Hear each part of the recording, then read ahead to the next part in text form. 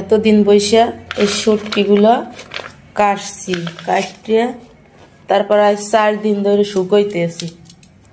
এটি শুকাইয়ে তারপর রাখতে হয় ফ্রিজে। এইসব ভালো করে ময়লা ফালাইছি ভিতরের, এই তারপর কাটছি। এই আমার বাবাটারে নিয়ে ধরেন আব্বা, এখন শুকনো হয়ে গেছে একবারে। এখন এই যে বক্স আনছি, এই বক্সের ভিতরে ভরিয়ে তারপর ফ্রিজে রাখবো। আমি ডিপের চিংড়ি মাছগুলো আমি বক্স ভরে নর্মালে রেখে দিছি। ওগুলো শুকাইছি একদিন, ওটা একবারে শুকনো, ওটা বেশি শুকানো লাগে নাই।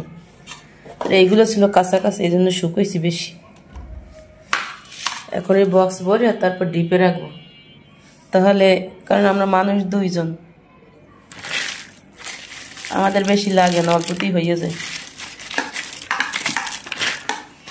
তাহলে বেশি দিন রাখা যাবে, না হয় নষ্ট হয়ে যাবে, পোকায় ধরবে। এই হলো আমার শুটকি।